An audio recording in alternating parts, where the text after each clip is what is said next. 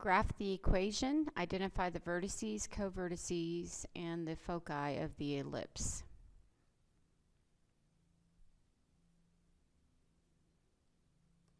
Okay, so when you're working with the ellipse, remember that you're looking for the number. Which one's bigger? Is it bigger under the x squared or is it larger under the y squared? So it's larger under the x squared. When it's larger under the x squared, then you know it's going to be horizontal.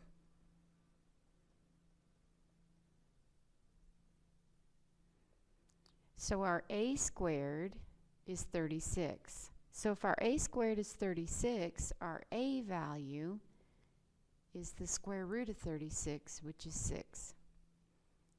Our b squared is 9, so our b value is 3. I have a, I have b, I need c. So remember with an ellipse that you're going to be using a squared minus b squared is equal to c squared. So we plug it in. 36 take away 9 is equal to c squared. That's 27 is equal to c squared. So that means that our c value is the square root of 27. And for practice with our radicals, we know that 27 is 3 times 3 times 3. 3 times 3 is 9 times 3 is 27. So my c value then is 3 square root of 3. I have a pair of 3's, so a 3 comes out. I have 1 left over. It stays under the radical. This is approximately equal to 5.2 for graphing purposes. Okay, the first thing that they've asked for is the vertices. So for the horizontal, for the vertices on the ellipse, we're using plus and minus a, 0.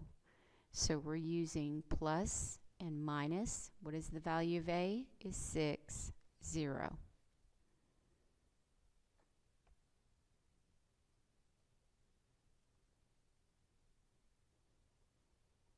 So that means that my x-axis is my major axis. It's horizontal. The next thing they ask for is the covertices. The covertices are on the minor axis. The formula is 0 plus and minus b. So it's going to be 0 plus and minus 3.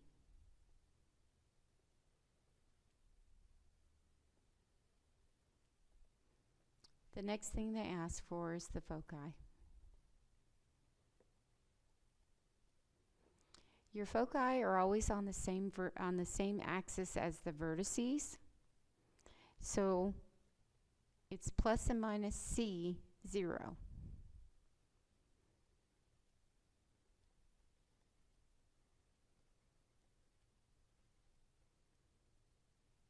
For graphing purposes, we know that's approximately 5.2.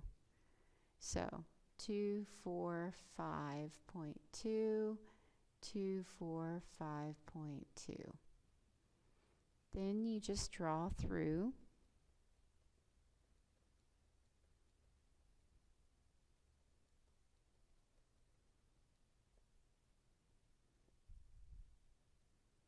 Notice on number 8, we don't have a 1 here. So you're actually going to divide everything by 1024. Each one of these is divided by 1024. That'll give us x squared over 16, y squared over 64 is equal to 1. It's larger under the y squared this time. So that means our a squared is underneath the y squared. So that means this one is vertical.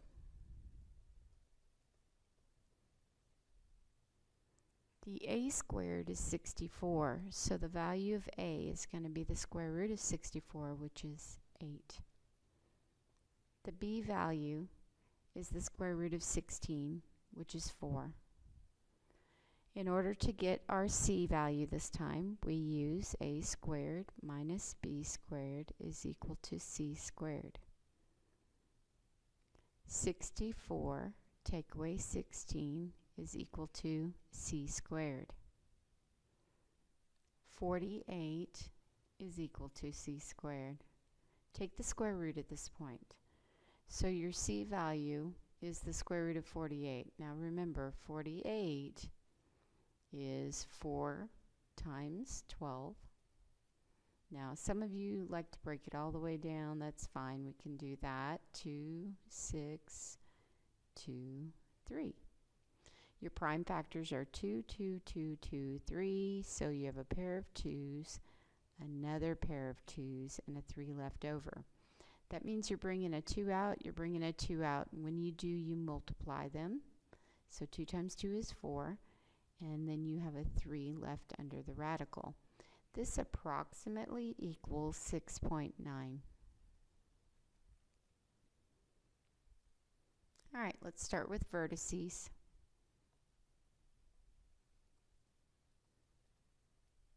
The vertices for the vertical are 0, plus and minus a.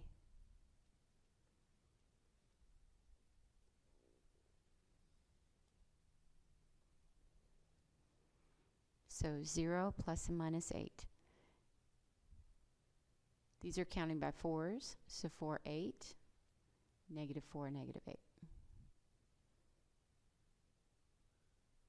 The covertices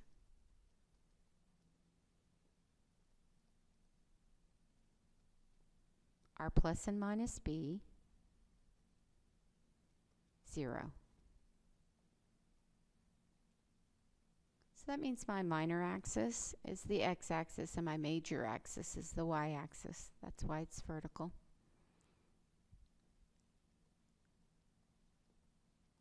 Your foci need to be on the same axis as your vertices.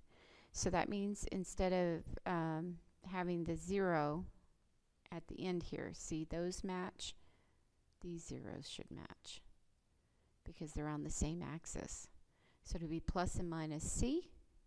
So it'll be plus and minus 4 square root of 3, which is approximately 6.9. So let's go ahead and graph that. 0, 4, and this is 8, right? So halfway would be 6. 6.9 would be half of that. So it's 3/4 of the way there. It's actually like right next to it.